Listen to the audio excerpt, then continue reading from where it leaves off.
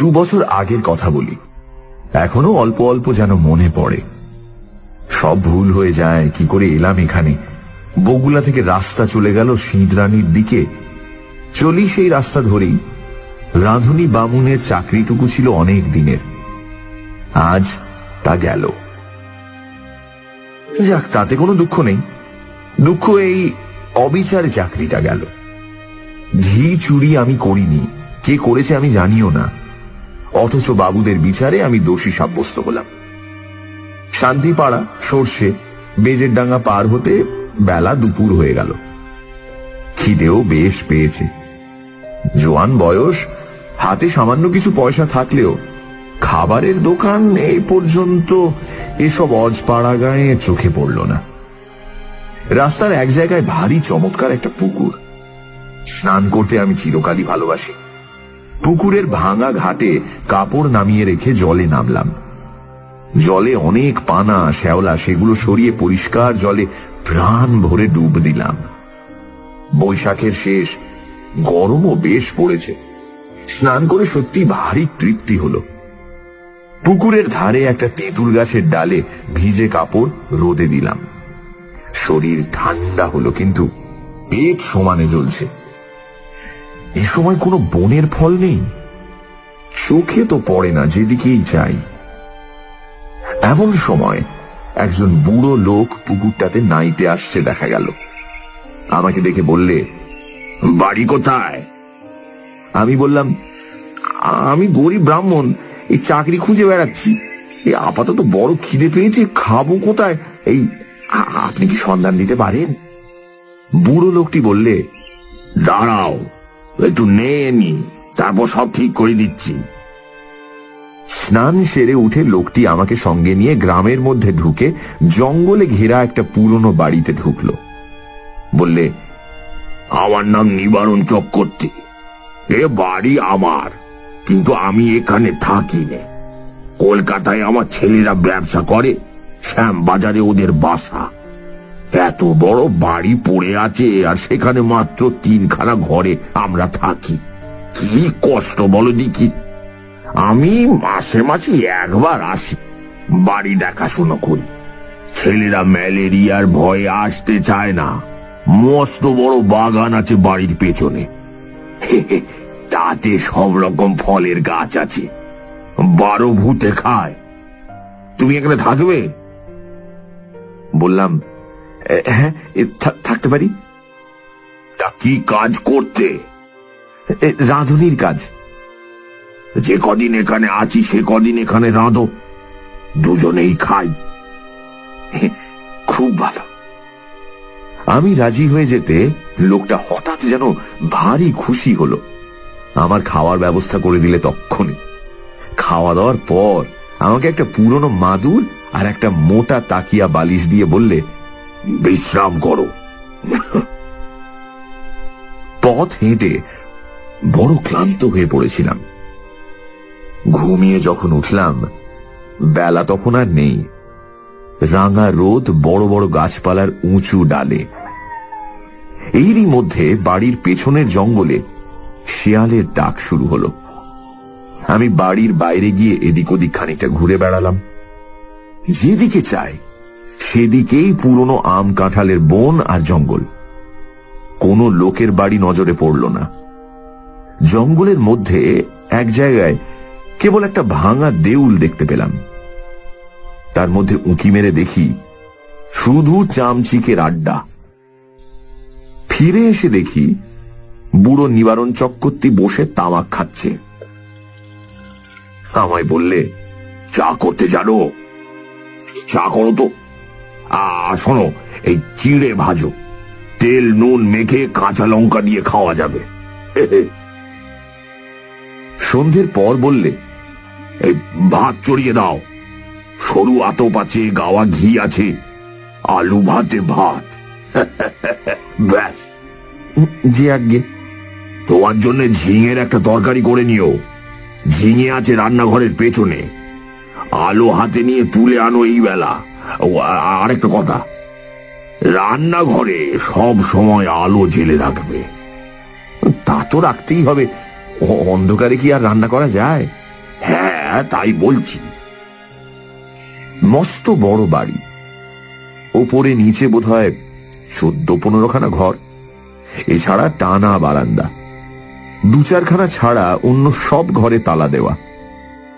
রান্নাঘরের সামনে মস্ত বড় লম্বা রোয়াক, রোয়াকের ও মুড়োয় 4-5টা নারকোল গাছ আর একটা বাতাবি লেবুর গাছ।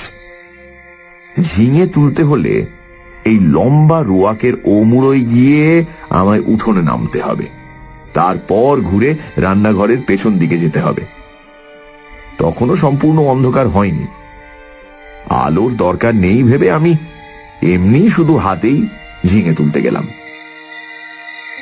বাবা, কি আগাছার জঙ্গল রান্নাঘরের পেছনে! বুনো ঝিঙে গাছ, যাকে ইঁটো গাছ বলে, অর্থাৎ এমনি বীজ পড়ে যে গাছ হয় তাই। অনেক ঝিঙে ফলেছে দেখে বেছে বেছে কচি ঝিঙে তুলতে লাগলাম। হঠাৎ আমার চোখে পড়ল একটি বউ মতোকে মেয়ে ছেলে আমার সামনাসামনি হাত 10 দূরে ঝোপের মধ্যে নিচু হয়ে আধঘোমটা দিয়ে আমারই মতো ঝিঙে তুলছে। দুবার আমি চেয়ে চেয়ে দেখলাম, তারপর পেছন ফিরে 7-8টা কচি ঝিঙে তুলে নিয়ে চলে আসবার সময় আরেকবার চেয়ে দেখলাম, দেখি বউটি তখনও ঝিঙে তুলছে।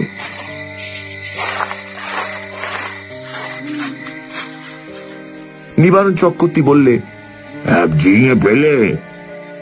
আগে হ্যাঁ, অনেক ঝিঙে হয়ে আছে। আরেকজন কে তুলছিল?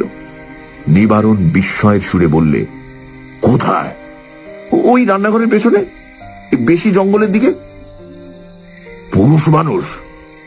না, একটি বউ। নিবারণ চক্রবর্তীর মুখ কেমন একটা হয়ে গেল।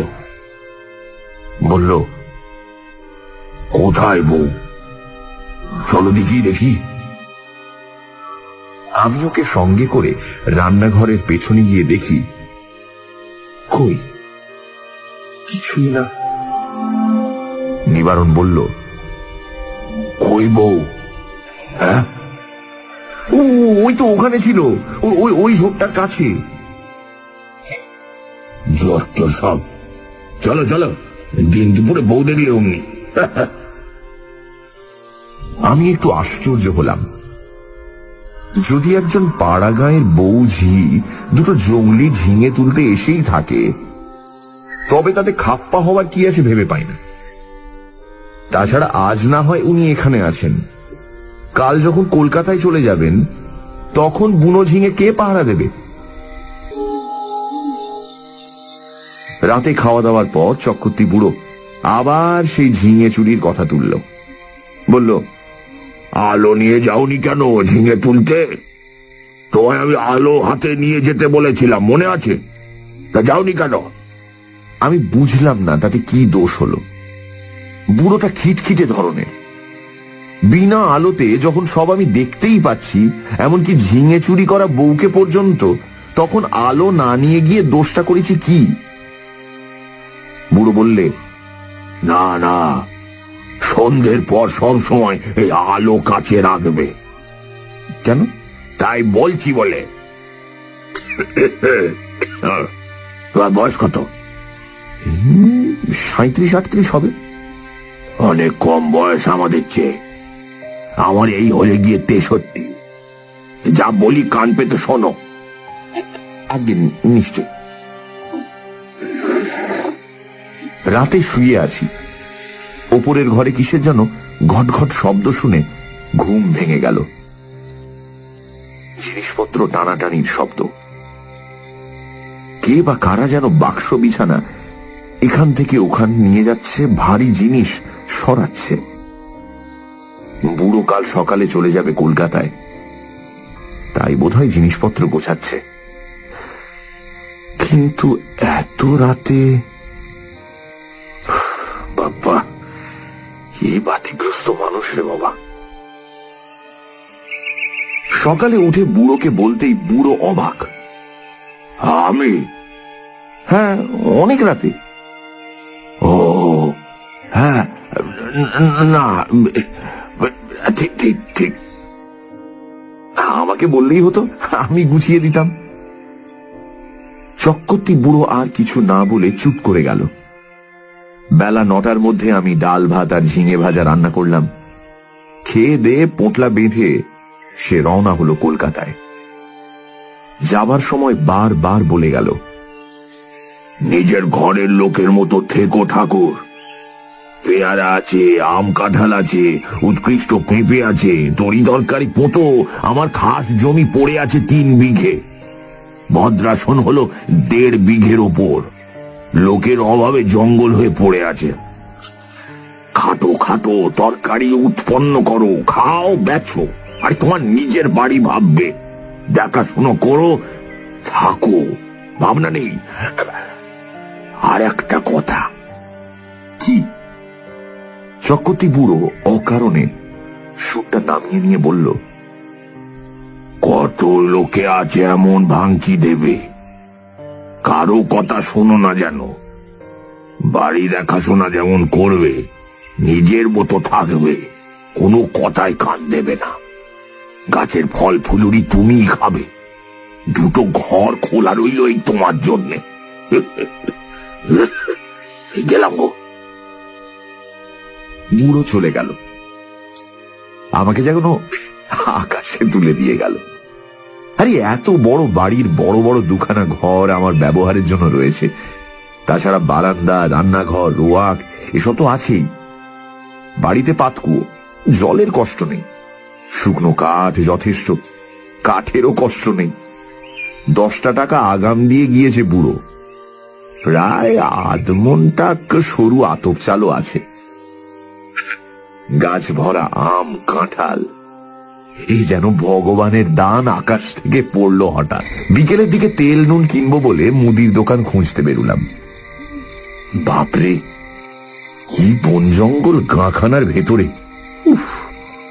আর এদের যেখানে বাড়ি তার ত্রিসীমানায় কি কোনো লোকালয় নেই?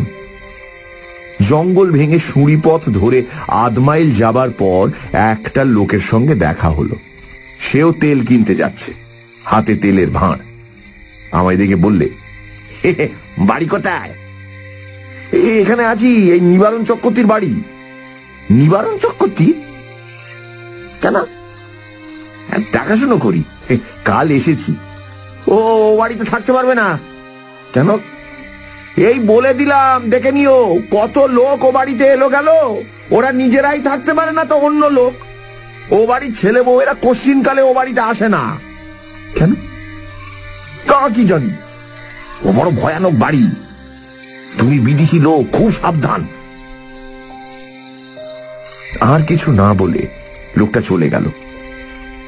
আমি দোকান খুঁজে জিনিস কিনে বাড়ি ফিরলাম। তখন বিকেল গড়িয়ে গিয়ে সন্ধে। দূর থেকে জঙ্গলের মধ্যেকার পুরনো উঁচু দোতলা বাড়িখানা দেখে আমার বুকের ভেতরটা ছাত করে উঠল। সত্যি, বাড়িখানার চেহারা কিরকম যেন একটা জীবন্ত জীব আমার মতন ছোট্ট একটা মানুষকে যেন গিলে ফেলবার জন্য হাত বাড়িয়ে এগিয়ে আসছে। এরকম চেহারা কেন? কিছু না, ওই লোকটা আমার মন খারাপ করার জন্য দায়ী। আমি যখন তেল নুন কিনতে যাই তখন আমার মনে দিব্যি ফুর্তি ছিল। হঠাৎ এমন হওয়ার কারণ হচ্ছে ওই লোকটার ভয় দেখানো কথাবার্তা। গায়ে পড়ে অত হিত করবার দরকার কি ছিল বাবু তোমার? চক্রবর্তী বুড়ো তো বলেই গিয়েছে, কত লোক কত কথা যে বলবে, কারুর কথায় কান দিও না। কিছু না, গাছপালার ফুল ফুলুরি গাঁয়ের লোক চুরি করে খায় কিনা? বাড়িতে একজন পাহারাদার বসালে লুটপাট করে খাওয়ার ব্যাঘাত হয়, সেই জন্যই ভয় দেখানো। যেমন ওই বউটি কাল সন্ধ্যেবেলা ঝিঙে চুরি করছিল। অনেক দিন এমন আরামে থাকেনি। বিনা খাটুনিতে পয়সা রোজগারের এমন সুযোগ জীবনে কখনো ঘটেনি। নিজের জন্য শুধু 2টো রান্না, মিটে গেল কাজ। সকাল সকাল রান্না সেরে নিয়ে নিচের বড় রোয়াকে বসে আপন মনে গান গাইতে লাগলাম। এত বড় বাড়ির আমি মালিক, কারো কিছু বলবার নেই আমাকে, যা খুশি করব। হঠাৎ ভয়ানক আশ্চর্য হয়ে গেলাম। দোতলার নালির মুখ দিয়ে পড়তে লাগলো জল, যেমন ওপরের বারান্দাতে কেউ হাত পা ধুলে জল পড়ে। বেশ মোটা ধারায় জল পড়তে লাগলো। তখনই আমি উঠে রোয়াকের ধারে দাঁড়িয়ে দোতলার বারান্দার দিকে চেয়ে দেখলাম, তখনও জল পড়ছে, সমানে মোটা ধারায়। ওপরের সিঁড়ির দরজায় তালা দেওয়া, চাবি চক্রবর্তী মশাই নিয়ে গিয়েছেন, সুতরাং দোতলায় যাওয়ার তো কোনো উপায় আমার জানা নেই। তাহলে এই জল কোথা থেকে পড়ছে? মিনিট 10 পড়ার পর জলের ধারা বন্ধ হয়ে গেল। আমার মনে হলো চক্রবর্তী মশাই বোধহয় কোনো কলসি বা ঘড়াতে জল রেখে দিয়েছিলেন ওপরের বারান্দাতে, সেই কলসি কোনো একভাবে উল্টে পড়ে গিয়ে থাকবে। নিশ্চয়ই তাই, তাছাড়া জল আসবে কোথা থেকে? একটু পরে গিয়ে শুয়ে পড়লাম। আলো নিভিয়ে শুয়ে পড়বার সঙ্গে সঙ্গে আমার চোখে ঘুম জড়িয়ে এলো। অনেক রাতে একবার ঘুম ভেঙে গেল। জানলা দিয়ে সুন্দর জ্যোৎস্না এসে পড়েছে বিছানায়। কি একটা ফুলের গন্ধ পাচ্ছি, বেশ সুবাস কিন্তু ফুলের। কি ফুল? ঘুমের ঘরেই ভাবছি, এমন কোন সুগন্ধওয়ালা ফুল তো বাড়ির কাছাকাছি দেখিনি। তড়াক করে লাফিয়ে উঠলাম। ওকে, জানলার সামনে দিয়ে একটি বউ চলে গেল রোয়াকে বেয়ে। স্পষ্ট দেখেছি, ভুল হবার নয়। আমি তক্ষুনি উঠে দরজা খুলে রোয়াকে গিয়ে দাঁড়ালাম। রোয়াকে দাঁড়াতে দুটো জিনিস আমার কাছে স্পষ্ট হলো। প্রথম, সেই ফুলের সুবাসটা রোয়াকে অনেকখানি ঘন। ওই বউটি যেন এই সুবাস ছড়িয়ে দিয়ে গেল এই কতক্ষণ। কোন ফুলের সুবাস নয়,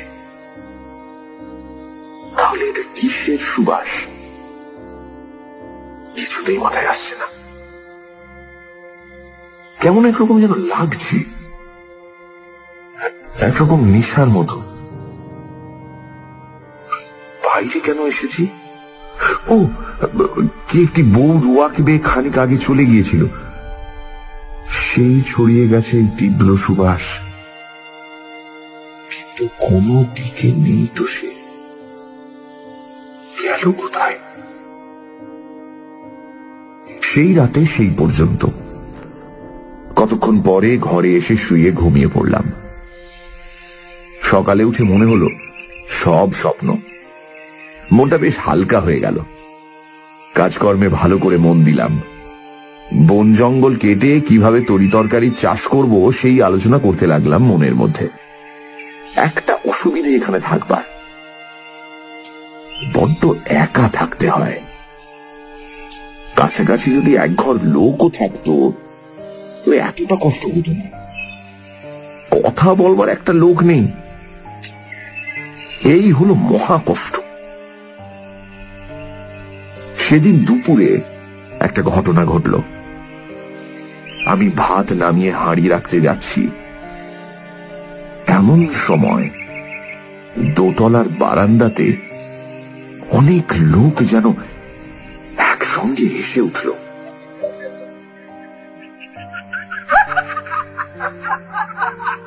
সে কি ভীষণ অট্টহাসি! আমার গা যেন দোল দিয়ে উঠল সেই হাসি শুনে। খিলখিল করে হাসি নয়, একেবারে খলখল করে হাসি। আকাশ বাতাস থমথমিয়ে উঠল সে হাসির শব্দে। হাত ফেলে রেখে দৌড়ে গেলাম। রোয়াকে গিয়ে উপরের দিকে দেখি, কিছুই না। নিচের জানলা যেমন বন্ধ, উপরের ঘরের সারবন্দি জানলা তেমনই বন্ধ। হাসির লহর তখন থেমে সমস্তটা নিশ্চুপ হয়ে গেছে। ব্যাপার কি? কোন বদমাইশ লোকের দল উপরে আড্ডা বেঁধেছে নাকি? ওপরে সিঁড়ির মুখে গিয়ে দেখি দরজায় কিন্তু তেমনই তালা ঝুলছে। আমার ভয় হয়নি, কেননা দিনের বেলা চারিদিক সূর্যের আলো। এই সময়ে মনের মধ্যে কোনো ভূতের সংস্কার থাকে না। এই হাসি যদি আমি রাতে শুনতাম তবে বোধহয় ভয়ে অজ্ঞান হয়ে যেতাম। চাবি দিয়ে দাঁত খুলতে হতো। রান্নাঘরে ফিরে এসে ভাতের ফ্যান গেলে ঝিঙের তরকারি চাপিয়ে দিই। প্রচুর ঝিঙে জঙ্গলে ফলেছে, যত ইচ্ছে তুলে নিয়ে খাও। আমারই বাড়ি, আমারই ঝিঙে লতা। মালিক হওয়ার যে একটা মাদকতা আছে তা কাল থেকে বুঝছি। আমার মতো গরিব বাবুনের জীবনে এমন জিনিস এই প্রথম। কান পেতে রইলাম ওপরের ঘরের কোনো শব্দ আসে কিনা শুনতে। ছুঁচ পড়বার শব্দও পেলাম না। খেয়ে দিয়ে নিজের মনে বিছানায় গিয়ে শুয়ে ঘুমিয়ে পড়েছি। ঘুমের ঘোরে শুনছি ঘরের মধ্যে অনেক লোক কথাবার্তা বলছে, হাসছে। ঘুমের মধ্যেও আমি ওদের কথাবার্তা যেন শুনছি। যেমন কোন বিয়ে বাড়িতে ঘর ভর্তি লোকের মধ্যে ঘুমিয়ে পড়লে লোকজনের গলার শব্দ ঘুমের মধ্যে পাওয়া যায়। হয়তো সবটাই আমার মনের ভুল। মনের সেই যে ভাব হয়েছিল হাসি শুনে, এটা হয়তো তারই ফল। এরপর 9 দিন আর কোনো কিছু ঘটেনি। মানুষের মনের অভ্যেস অপ্রীতিকর জিনিসগুলো তাড়াতাড়ি দিব্যি ভুলে যেতে চায়। পারেও ভুলে যেতে। আমি নিজের মনকে বোঝালাম ওসব কিছু না। কি শুনতে কি শুনেছি? বউ দেখা চোখের ভুল, হাসি শোনাও কানের ভুল, ভুল ভুল সব ভুল। এই 9 দিনে আমার শরীর বেশ সেরে উঠল। খাই দাই আর শুধু ঘুমোই। কাজকর্ম তো কিছুই নেই। কেমন একরকমের কুড়েমি পেয়ে বসেছে আমাকে। আমি সাধারণত খুব খাটিয়ে লোক, শুয়ে বসে থাকতে একদম ভালোবাসি না। কিন্তু অনেক দিন ধরে অতিরিক্ত খাটুনির ফলে কেমন একরকমের অবসাদ এসে গেছে। শুধুই আরাম করতে ইচ্ছা হয়। 9 দিনের দিন বিকেলে মনে হলো রান্নাঘরের পেছনে সেই ঝিঙের জঙ্গলটা কেটে একটু পরিষ্কার করি। ঝিঙের লতাগুলো বাঁচিয়ে অবশ্য। ওখানে ঝালের চারা পুঁতব। আর একটা চাল কুমড়োর এঁটো লতা হয়েছে এই জঙ্গলের মধ্যে, সেটা বাঁশের কঞ্চি দিয়ে রান্নাঘরের ছাদে উঠিয়ে দেব। এ বাড়িতে কাজ করে সুখ আছে, কেননা দা, কোদাল, কাস্তে, নিড়েন, শাবল, কুড়ুল সব সব মজুদ আছে। ঘরের কোণে একটা হাত করাত পর্যন্ত। অল্প কিছুক্ষণ মাত্র কাজ করেছি, আধ ঘন্টাও হবে না। হঠাৎ দেখি সেই বউটি আবার ঝিঙে তুলতে এসেছে। নিচু হয়ে ঝোপের মধ্যে ঝিঙে তুলছে। সঙ্গে সঙ্গে দোতলার ঘরগুলোর মধ্যে এক মহা কলরব শুরু হলো। অনেকগুলো লোক, আন্দাজ 50 একসঙ্গে যেন হই হই করে উঠল। সব দরজা জানলা যেন একটা ঝড়ের ঝাপটা লেগে একসঙ্গে খুলে গেল।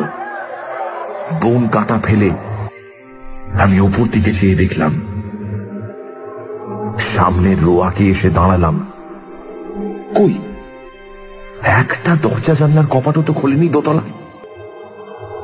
যেমন ছিল তেমনি আছে। ব্যাপার কি?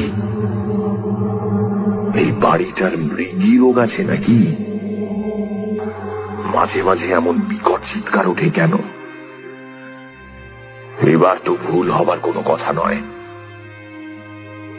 সম্পূর্ণ সুস্থ মনে কাজ করতে করতে এই চিৎকার আমি শুনেছি, এই মাত্র শুনেছি। এখন আমার চারিদিক নিঃশব্দ, কোনো দিকে কোনো শব্দ নেই। সেই বউটি আবার ঝিঙে তুলতে এসেছে এই গোলমালের মধ্যে। দৌড়ে গেলাম রান্নাঘরের পেছনে, সেখানেও কেউ নেই।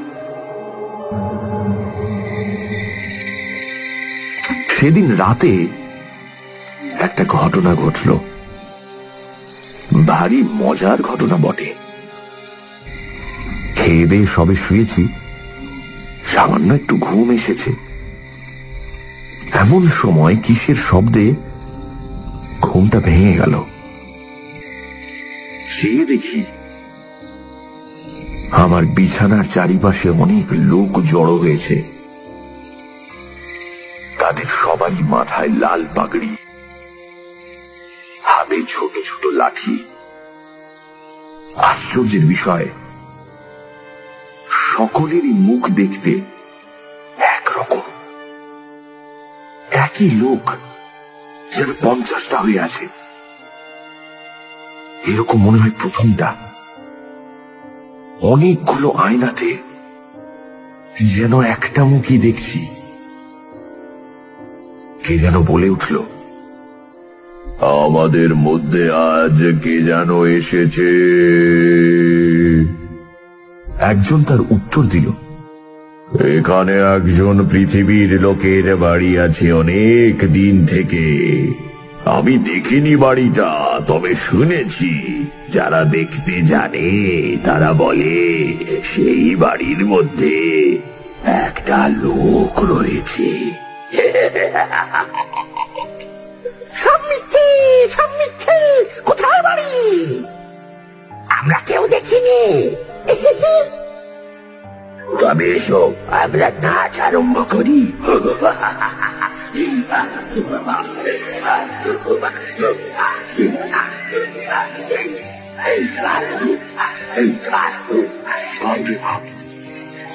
কোথায় বলে ভূতের নৃত্য। এইবার সচক্ষে দেখলাম, সে কি কাণ্ড! কতগুলো লোক একসঙ্গে লাঠি বাজিয়ে তাণ্ডব নৃত্য শুরু করে দিল। আমার শরীরের মধ্যে দিয়ে কতবার যে এলো গেল, তার সঙ্গে সঙ্গে বিকট চিৎকার আর হল্লা। আমার বিছানার বা আমার কোনো অংশ তারা স্পর্শ করল না। আমি যে সেখানে আছি তাও যেন তারা জানে না। ওদের হুঙ্কার আর ভৈরব নৃত্যে আমি জ্ঞান হারালাম।